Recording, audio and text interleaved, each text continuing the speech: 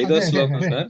న మృత్యుర్న శంకా న మే జాతి భేద పితా నైవ మే నైవ మాతా న జన్మ న బంధుర్న మిత్రం గురుర్నైవ శిష్యా చిదానంద రూప శివోహం శివోహం చిదానంద రూప శివోహం శివోహం. నా మృత్యుర్ న శంక, నాకు జనన మరణాలు లేవు, జాతి భేదాలు లేవు, తల్లిదండ్రులు లేరు, బంధుమిత్రులు లేరు, గురు శిష్యులు లేరు. నేను ఆనంద స్వరూపాన్ని, చిదానంద స్వరూపాన్ని, శివుణ్ణి అని ఈ శ్లోకంలో చెప్తున్నారు సార్. నేను క్లాసులో త్రిశూలింగేషు ద్వితీయాం సంజ్ఞా శబ్దానాం మిశ్రితాః ప్రయోగాః ఇవన్నీ చూసాం మనము. అండ్ దెన్ టుడేస్ లెసన్ సర్వనామాని, అంటే ఇక్కడ సర్వనామ శబ్దాన్ని తీసుకుంటున్నాడు, అంటే ప్రొనౌన్స్ అన్నమాట సర్వనామాని. ఇందులో సర్వనామ శబ్దానాం ద్వితీయ ప్రయోగాః, సర్వనామ శబ్దాల్లో ద్వితీయ ప్రయోగం ఎలా ఉంటుంది. ఇంతవరకు మనం సర్వనామ శబ్దాలు చూడలేదు మనం. అంటే అక్కడక్కడ చూస్తూ వచ్చామనుకోండి, కలిపిన వాటిలో మిశ్రితాహ అన్న దగ్గర సర్వనామాలు కలిశాయి. కానీ ఇక్కడ ఎక్స్క్లూజివ్ గా మనకి నార్మల్ గా ఉపయోగించే అన్ని సర్వనామ శబ్దాలకి ప్రథమ విభక్తి రూపాలు మనకు తెలుసును, ప్రథమ విభక్తి రూపాలకి ద్వితీయ విభక్తిలో రూపాలు ఎట్లా ఉంటాయి అనేది మనం ఇక్కడ ప్రత్యేకించి సర్వనామ శబ్దాలకు నేర్చుకుంటున్నాము అనమాట. ధ్యానేన పఠంతు, ధ్యానేన పఠంతు అంటే ఇక్కడ చూడండి, సర్వనామ శబ్దాలు అంటే ఏమిటంటే అహం, త్వం, ఇవి ఇందులో వస్తాయండి. అహమ్ము, త్వం అనేది, అహం అనేది ఉత్తమ పురుష, త్వం అనేది మధ్యమ పురుష, సహ అనేది ప్రథమ పురుష. సో ఇది తర్వాత ఏమో సా, ఏషః, ఏషా, భవాన్, భవతి. సో ఇవన్నీ సర్వనామ శబ్దాలు. వీటి తాలూకు ద్వివచన శబ్దాలు ఆవాం, యువాం, కరస్పాండింగ్ అహం, ఆవాం, వయం, ఇట్లా అన్నమాట 3 వచనాల్లోనూ చూపించాడు సర్వనామ శబ్దాలు. త్వం, యువాం, యూయం, సహ, తౌ, తే, సా, తే, ఆహ, అలాగే ఏషః, ఏతౌ, ఏతే. ఈ సహ, సా, ఇది ఒకలాగే ఉంటే ఇక్కడ ఏ అనేది ఎక్స్ట్రాగా మనకి దగ్గర దూరాన్ని చూపించడానికి వర్డ్ మారింది అన్నమాట. ఏష అంటే ఏష, ఏతే, ఏతాహ స్త్రీలింగంలో. భవాన్, భవతి అనేది, భవాన్ అనేది పుల్లింగంలో గౌరవవాచక శబ్దము, భవతి అనేది స్త్రీలింగంలో గౌరవవాచక శబ్దము. భవాన్, భవంతౌ, భవంతః, భవతి, భవత్యౌ, భవత్యః, ఇవన్నీ మనం చదువుకున్నాం అన్నమాట. సో వీటి ద్వితీయ రూపాలు ఎలా ఉంటాయంటే అహం, అహం అనే దానికి మనకి 3 ప్రథమ విభక్తిలో ఉండే 3 రూపాలు ఏముంటాయండి అంటే ఏకవచన, ద్వివచన, బహువచనంలో అహం, ఆవాం, వయం, అంతే కదా. సో అహంకి మాం, ఆవాం అలాగే ఉంటుంది.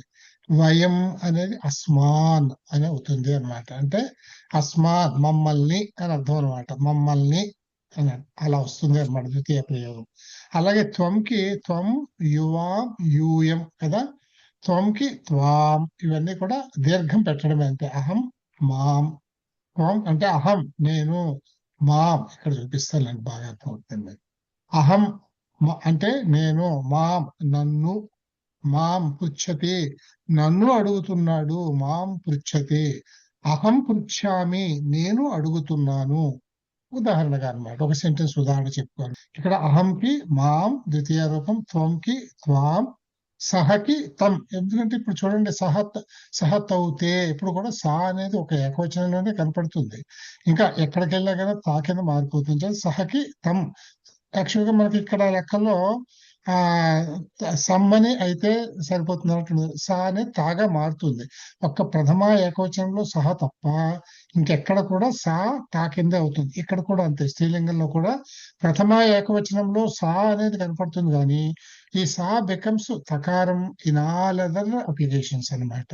అంచేత సహకి తం, సాకి తాం, ఏషకి తమ్మే ఏత. ఇక్కడ ఎలాగైతే ఏష ఏష అలాగే ఏతం ఏతాం అన్నమాట. ఏషకి ఏతాం, ఏషాకి ఏషాకి ఏతం, ఏషాకి ఏతాం. భవాన్ భవతి, ఇవన్నీ ఏకవచనంలో అన్నమాట. భవాన్ కి భవంతం, భవతికి భవతి. ఎప్పుడు కూడా మనం చెప్పుకున్నాం అమ్మనే ప్రత్యయమే వస్తుంది ఏకవచనంలో మనకి ద్వితీయ విభక్తి రూపాలు పొందటానికి. అంచేత ఇప్పుడు బాలక ఉదాహరణకి బాలక మాం పృచ్చతి, బాలకుడు నన్ను అడుగుతున్నాడు. పృచ్చతి ప్రచ్ఛి ధాతు అంటే అడగటం అన్నమాట, ఆస్కింగ్. బాలకుడు నన్ను అడుగుతున్నాడు. బాలక త్వాం పృచ్చతి, అతడు బాలకుడు బాలుడు నిన్ను అడుగుతున్నాడు.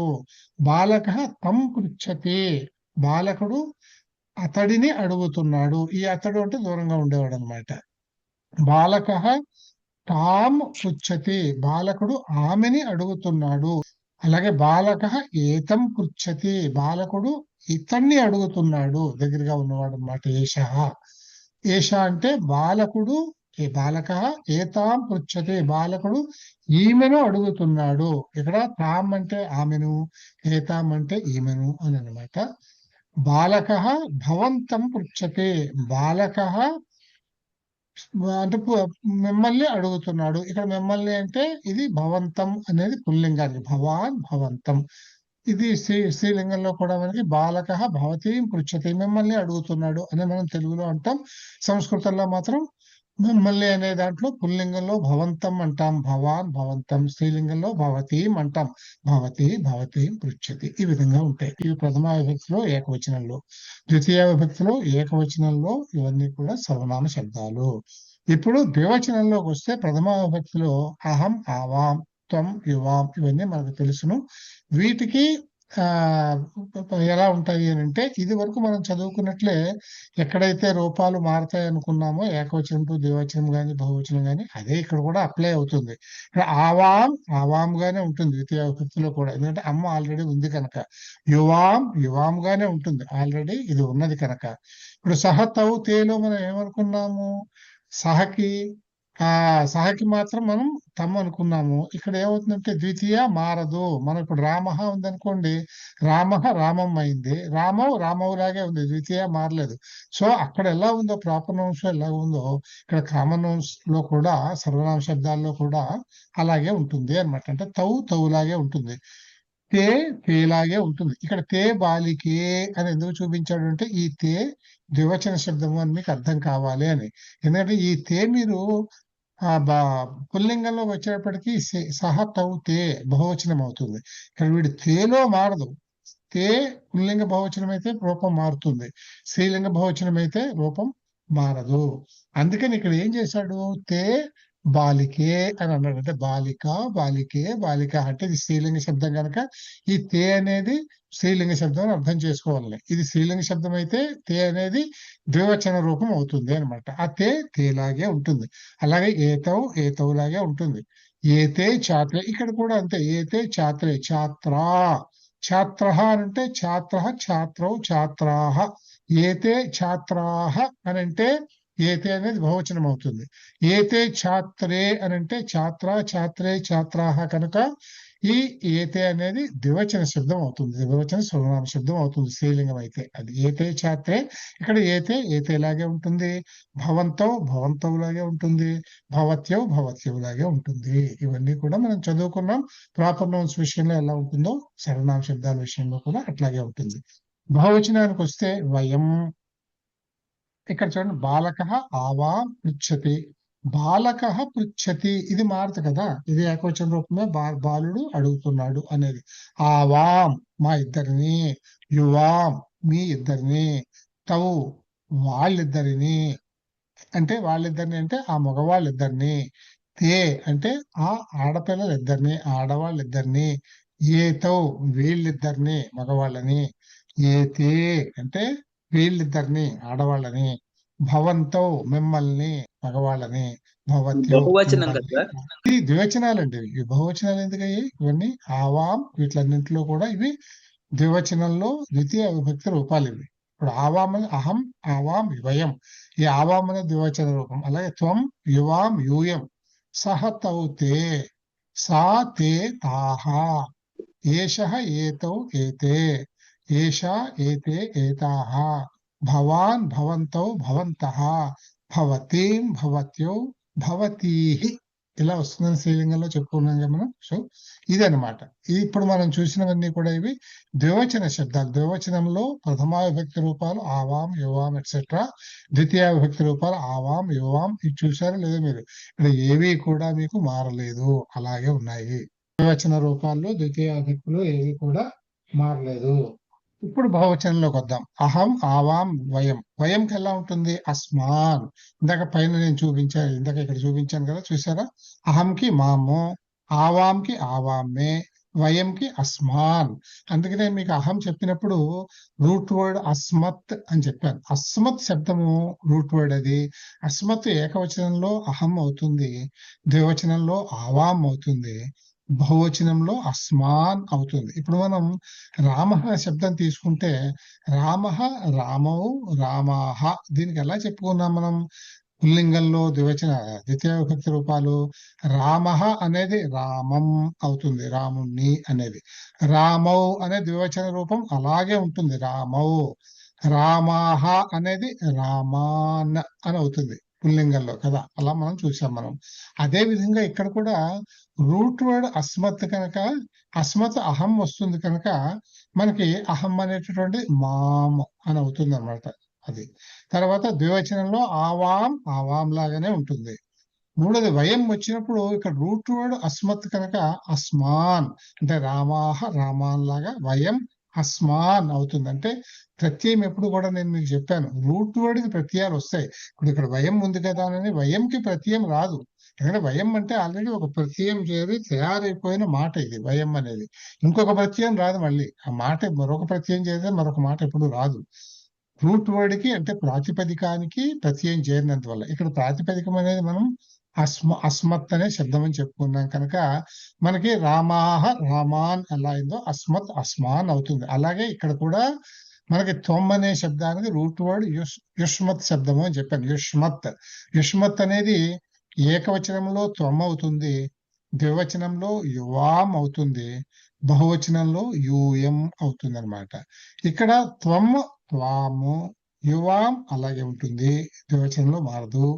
యూఎం అనేది ఇక్కడ రూట్ వర్డ్ ప్రాతిపదికం యుష్మత్ కనుక యుష్మాన్ అని అవుతుంది అన్నమాట. కనుక అస్మాన్, వయం అస్మాన్, యూఎం యుష్మాన్. అలాగే ఇక్కడ సహ, తౌ, తే. ఈ తే కూడా అంతే, సహా తమ్మైంది, తౌ తౌలాగే ఉంటుంది ద్వివచనంలో, బహువచనంలో తే తాన్. అంటే ఇప్పుడు తే ఎలా వచ్చింది? సహ తౌతే. అదే రామ శబ్దం తీసుకుంటే రామ, రామో, రామాహ. రామాహ రామాన్ అయింది కదా, అలాగే తే అనేది తాన్ అయింది పుల్లింగ బహువచనంలో. ఇది పుల్లింగ బహువచనంలో తే అనేది తాన్ కింద ఆ విధంగా మారుతుంది అన్నమాట.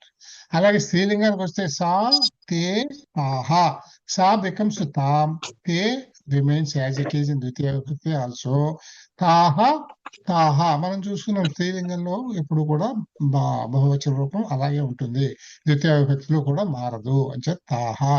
అలాగే ఏషః తీసుకుంటే ఈ పుల్లింగ శబ్దం దీనికి ఏ వస్తుంది అంతే కదా, ఏతం, ఏతౌ, ఏతాన్ అని వస్తుంది అంతే. అలాగే ఏషా శబ్దం తీసుకుంటే ఏషా, ఏతే, ఏతాహ. ఏషా బికమ్స్ ఏతాం. ఇక్కడ ఏ వచ్చింది, ఏతాం. ఇక్కడ ఏతే ఏతేలాగే ఉంటుంది, ఏతాహ ఏతాహ లాగే ఉంటుంది. మనం ప్రాపర్ నోట్స్ లో ఇలా చదువుకున్నాము అట్లనే. అలాగే ఈ గౌరవవాచక శబ్దం పుల్లింగ శబ్దం భవాన్కి ఏమున్నాయి మనకి? భవాన్, భవంతౌ, భవంతః. భవాన్ బికమ్స్ భవంతం. ఎందుకంటే ఇది కూడా మీరు చూసుకోండి, భవాన్ అనే దానికి భవత్ అనేటటువంటిది ప్రాతిపదికం అన్నమాట. భవత్తికి కూడా భవత్తే ప్రాతిపదికం, ఈ రెండింటికి. పుల్లింగానికి పుల్లింగ ప్రత్యయం తగిలినప్పుడు భవాన్ అవుతుంది, ఆడదానికి స్త్రీలింగ ప్రత్యయం తగిలినప్పుడు భవతి అవుతుంది. ఈ రెండింటికి భవత్ అనేటటువంటిది శబ్దము అన్నమాట. కనుక ఈ భవాన్, భవంతం, భవంతౌ, భవంతః అని మనం చూసాము. ఇక్కడ భవాన్ భవంతం అవుతుంది ద్వితీయ విభక్తిలో, భవంతౌ అలాగే ఉంటుంది పుల్లింగంలో. ఎలాగంటే సహ తౌతేలో తౌ తౌలాగే ఉన్నట్లు అన్నమాట. అలాగే ఇక్కడ బహువచనంలో భవంతః బికమ్స్ భవతః. అంటే భవాన్, భవంతౌ, భవంతః ఇన్ ద్వితీయ విభక్తి ఆర్ భవంతం, భవంతౌ, భవతః. మిమ్మల్ని అని అర్థం అనమాట.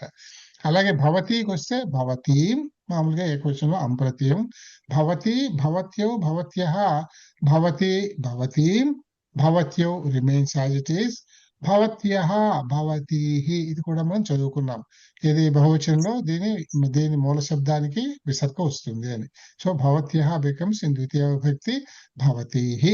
అందుకని బాలకః అస్మాన్ పృచ్చతి, బాలకుడు మమ్ములను అడుగుతున్నాడు. బాలకః యుష్మాన్ పృచ్చతి, బాలకుడు మిమ్మల్ని అడుగుతున్నాడు. బాలకః తాన్ పృచ్చతి, బాలకుడు వారిని అడుగుతున్నాడు. బాలకః తాహ పుచ్చతి అంటే ఇక్కడ సాతే తాహ కనుక ఇక్కడ స్త్రీలింగ శబ్దంలో ఇది కూడా మిమ్మల్ని అడుగుతున్నాడు అంటే వాళ్ళని అడుగుతున్నాడనే గాని ఈ తాను వాళ్ళని అంటే మగవాళ్ళు, ఇక్కడ తాహ వాళ్ళని అంటే ఆడవాళ్ళు. అలాగే ఏ తాన్ అంటే వీళ్ళని మగవాళ్ళని, ఏ తాహ వీళ్ళని ఆడవాళ్ళని పృచ్చతి అడుగుతున్నాడు. భవతః మిమ్మల్ని, భవతీహి అదే మిమ్మల్ని, భవతః అంటే మగవాడు ఉంటే మిమ్మల్ని అడుగుతున్నాడు అన్నాడు భవతః పృచ్చతి అని అంటాము. ఎదురుగా ఆడవాళ్ళు ఉంటే భవతీహి పృచ్చతి అని అడుగుతాడు అని అంటాము. మనం తెలుగులో మామూలుగా ఆడున్నా మగున్నా మిమ్మల్ని అడుగుతున్నాడు అని అంటాం. అందుకని ఈ తేడా సంస్కృతంలో మనం గమనించుకోవాలి. సో ఇవి మొత్తం సర్వనామ శబ్దాలకి ద్వితీయ విభక్తి రూపాలు. ఇంకా ఇవి మనకి చూడండి, అహం, ఇది మనం అహం ఆవాం వయం అని చెప్పాలి. దీనికి నాకు ఒకసారి ఇది మళ్ళీ సమ్యక్ స్మరంతో వీటిని చక్కగా గుర్తుపెట్టుకోండి అని అర్థం. ఇందులో అహంకి మాం ఆవాం అస్మాన్ అంటే రెస్పెక్టివ్లీ అనమాట. అహంకి మామో, ఆవాంకి ఆవాము, వయంకి అస్మాను అని అర్థం అనమాట. నాకు ఇప్పుడు ఆ విధంగా దీన్ని ఒకసారి మీరు మళ్ళీ చదవండి. అలాగే త్వము త్వాము, యువాం యువామే, యూయం యుష్మాన్ ఇవి గుర్తయ్యేటందుకు ఇలాగా ఈ 3 రూపాలు వాటి కరస్పాండింగ్ ద్వితీయ విభక్తి రూపాలు. ఇక్కడ 3 ప్రథమ విభక్తి. ఇక్కడ ఒకటి రాశాడు, ఇండికేట్ చేశాడు ఉత్తమ పురుష శబ్దాలు అని, ఇది మధ్యమ పురుష శబ్దాలు అని, ఇవి ప్రథమ పురుష శబ్దాలు అని వాడు ఇండికేట్ చేశాడు, ఒక్కటే రాశాడు. మనం దీని 3 రూపాలు చెప్పి కరస్పాండింగ్ ద్వితీయ విభక్తి 3 రూపాలు చెప్పాలి. అంటే ఎలా చెప్పాలి అంటే దీనికి ఇప్పుడు మిమ్మల్ని చదవమన్నప్పుడు మీరు ఏం చదవాలంటే అహం మాం, ఆవాం ఆవాం, వయం అస్మాన్, త్వం త్వాం, యువాం యువాం, యూయం యుష్మాన్ అంటే మనం ప్రథమా విభక్తి రూపము, ద్వితీయ విభక్తి రూపము 3 వచనాల్లోనూ ఉత్తమ పురుషులు మధ్యమ పురుషులు చదివాం. అలాగే ప్రథమ పురుషులకు కూడా చెప్పాలి అన్నమాట. అహం మాం ఆవాం ఆవాం వయం అస్మాన్, త్వం త్వం త్వం త్వాం యువాం యుష్మాన్. త్వం యువాం యూయం, త్వం త్వాం యువాం యువాం యూయం యుష్మాన్ అలా యుష్మాన్. సహ తం తౌ తౌ తే తాన్. వండర్ఫుల్. సా తాం తే తే తాహ్ తాహ్. ఏషః ఏతం. ఇంకా తత్తు ఉంది కదా, నపుంసకలింగ శబ్దం కూడా ఉందిగా. ఇది సహ పుల్లింగ, సహ స్త్రీలింగ, తత్ నపుంసకలింగ. అది కూడా చెప్పాలిగా. తత్ తే తాని. తత్ తత్తే దీని 3 రూపాలు ప్రథమాలో ఎలా ఉంటాయి? తత్తే తాని. ద్వితీయాలు కూడా అలాగే ఉంటాయి. మనం ఏం నేర్చుకున్నాం? నపుంసకలింగంలో ప్రథమ ద్వితీయ రూపాలు ఒకలాగే ఉంటాయి కనుక ఇక్కడ తత్ తే తాని. నపుంసకలింగంలో అది ఆ 2 అవన్నీ అని అర్థం. నపుంసకలింగం తత్ పుస్తకం అలా అన్నమాట. తే పుస్తకే, తాని పుస్తకాని అన్నట్లు అనమాట. ఎప్పుడు కూడా నపుంసకలింగంలో ప్రథమ ద్వితీయ విభక్తుల్లో రెండిట్లోనూ కూడా రూపాలు ఒకలాగే ఉంటాయి కనుక తత్ తత్ తే తే తాని తాని అని అర్థం అనమాట. ఏషః ఏతం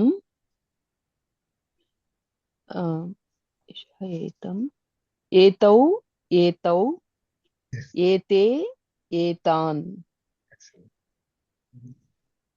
ఏషా ఏతాం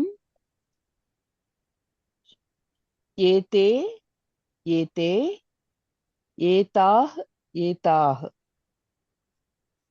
ఏతత్. ఇవి సేమ్ అన్నారు కాబట్టి ఏతత్ ఏతత్ ఏతే ఏతే ఏతాని ఏతాని. భవాన్ భవంతం భవంతౌ భవంతౌ భవంతః, భవతః, వండర్ఫుల్. భవతి, భవతీం, భవత్యౌ, భవత్యౌ, భవత్యః, భవతి, భవతీహి. ఎక్సలెంట్, బాగుంది, భవతీః, బాగా చెప్పారు. భవతీః. కరెక్ట్. కహకి ఏం చెప్పుకున్నాం మనం? కహ అనేది పుల్లింగంలో కహ కౌకే, జస్ట్ ఏ సహ కౌతే లాగే వస్తాయి. ఇది కూడా కహ అంటే హూ అని అర్థం అన్నమాట. హూ ఆర్ వాట్ ఏదైనా అనుకోవచ్చు. కహ కౌకే. అలాగే కాకి ఏమొస్తాయి? కాకే కాహ, ఇవి ప్రథమా విభక్తి రూపాలు. అలాగే కింకి ఏమొస్తాయి? కిం కే కాని. ఇది నపుంసకలింగంలో ఇవి మారవు. కహకి కాకి కూడా ఎలా మారతాయో మనం చదువుకున్నాము. కహ అనేటటువంటిది పుల్లింగ శబ్దం ఎప్పుడు కూడా ద్వివచన రూపం మారదు. స్త్రీలింగ శబ్దంలో ద్వివచన బహువచన రూపాలు రెండూ మారవు. ప్రథమా విభక్తి ద్వితీయ విభక్తి ఒక్కలాగే ఉంటాయి. కహ, కం, కౌ, కౌ, కే, కాని, కాన్ కా, కాన్ కా, కరెక్ట్ అండి. కా, కం, కాం, కే, కే, కాహ, కాహ. కరెక్ట్. నపుంసకలింగం. కిం, కిం, కిం, కే, కే, కాని, కాని సేమ్ ఉంటుంది. సర్వనామ శబ్దానాం ద్వితీయ రూపాణి. What are the forms in ద్వితీయ విభక్తి ఫర్ సర్వనామ వర్డ్స్, ఫర్ ప్రొనౌన్స్ అన్నమాట. ఇందులో చూడండి, అహంకి మామ్. ఇక్కడ మీకు ఇందాక అక్కడ అంటే ఒక పద్ధతిలో చూసుకుంటూ చెప్పుకున్నారు. ఇప్పుడు ఇక్కడ మీరు ఏం చేస్తున్నారు? ర్యాండమ్ గా ఇచ్చాడు, వీటికి చెప్పగలగాలి. వీటి అహం, మాం, త్వం, త్వాం, సా, తాం. బాగా చెప్తాను. మీరు ఇందాక చూడండి, ఇందాకటికి ఇప్పటికీ మీకు డ్రిల్లింగ్ లో ఏం అర్థం అవుతుందంటే, ఇందాక ఏదో అబ్బో ఈ రూపాలన్నీ మారుతున్నాయి, సా తా అవుతోంది, ఈ తాము తమ్ము ఇవన్నీ ఎలాగా అనుకుంటారు.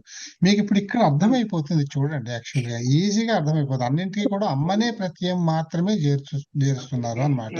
ఇక్కడ త్వమలో అమ్మ ఆల్రెడీ ఉంది కనుక మారదు, కాకపోతే దీర్ఘం అవుతుంది. త్వామ్, త్వం అంటే నువ్వు, త్వాం అంటే నిన్ను అని. అందుకని బాగా చదివారు మీరు. సో సాకి అలాగే తామ్ అయింది. సా ఉందనుకోండి తమ్ అవుతుంది. అది గుర్తుపెట్టుకోండి అంతే. భవాన్, భవంతం, సహ, తం, ఏషః, ఏతం, ఏతం. వండర్ఫుల్. ఎస్. భవత్యః, భవత్యః, భవతిః, భవతీహి. ఓకే, భవతీః, వయం, అస్మాన్. అస్మాన్, అస్మత్ అంటే ఇది అహం, ఆవాం, వయం.